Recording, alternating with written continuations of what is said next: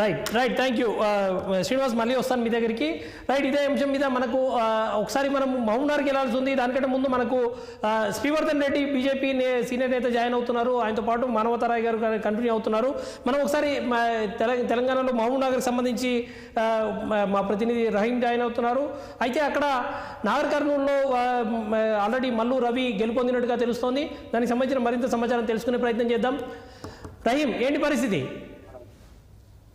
Right sir, మనం చూసినట్లయితే ఉమ్మడి మహబూబ్నగర్ జిల్లాలో ఉన్న 2 పార్లమెంట్ సీట్లకు గాను నగర్ కర్నూలులో 79,182,000 మెజార్టీతో మల్లు రవి అయితే గెలుపొందారని చెప్పవచ్చు. మనం నాగర్ కర్నూలు పార్లమెంట్ విషయానికి వస్తే నాగర్ కర్నూలులో 3 ఏదైతే కాంగ్రెస్ నుంచి సీనియర్ నాయకుడిగా ఉన్న మల్లు రవి కావచ్చు, అలాగే బీఆర్ఎస్ నుంచి ఎంపీ అభ్యర్థిగా ఉన్న బీఆర్ఎస్ అధినేత పార్లమెంట్ అభ్యర్థిగా పెట్టిన ఆర్ఎస్ ప్రవీణ్ కుమార్ కావచ్చు, అలాగే బీజేపీ నుంచి సిట్టింగ్ ఎంపీగా ఉన్న పోతుల రాము వాళ్ళ కుమారుడు బీజేపీ నుంచి ఇక్కడ ఏదైతే ఎంపీ అభ్యర్థిగా ఉన్నాడు. మనం చూసినట్టయితే ఇక్కడ గట్టి పోటీ ఉంటుంది అనుకున్నాం, కానీ 79,000 పైచిలుకు మెజార్టీతో ఏదైతే మల్లు రవి అయితే విజయం సాధించారు.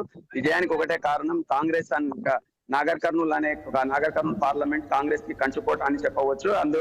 ఆ ఉద్దేశంతోనే 79,000 పైచిలుకు మెజార్టీతోన మల్లు రవి గెలవడం జరిగింది. అదే విధంగా మనం మహబూబ్నగర్ విషయానికి వస్తే మహబూబ్నగర్ పార్లమెంట్ కి సంబంధించి 7 సెగ్మెంట్ సీట్లో కూడా మహబూబ్నగర్ తెలంగాణ రాష్ట్రంలోనే కీలక పార్లమెంట్ సీట్ అని చెప్పవచ్చు. ఎందుకంటే మహబూబ్నగర్ సీఎం రేవంత్ రెడ్డి సొంత జిల్లాగా చెప్పవచ్చు. అంతేకాకుండా ఇక్కడ బీజేపీ పార్టీ విషయానికి వస్తే బీజేపీ పార్టీలో ఉన్న అభ్యర్థి జాతీయ ఉపాధ్యక్షురాలు, అంటే మనము ఒక దిక్కు చూసినట్లయితే సీఎం సొంత జిల్లా, ఇంకో దిక్కు చూస్తే బీజేపీ జాతీయ ఉపాధ్యక్షురాలుగా ఉన్న బీజేపీ జాతీయ ఉపాధ్యక్షురాలు డీకే అరుణ ఇక్కడ బీజేపీ పార్టీ అభ్యర్థిగా ఉన్నారు. అయితే మనం బీఆర్ఎస్ విషయానికి వస్తే బీఆర్ఎస్ సిట్టింగ్ ఎంపీ మన్నే శ్రీనివాస్ రెడ్డి ఇక్కడ బరిలో ఉన్నారు.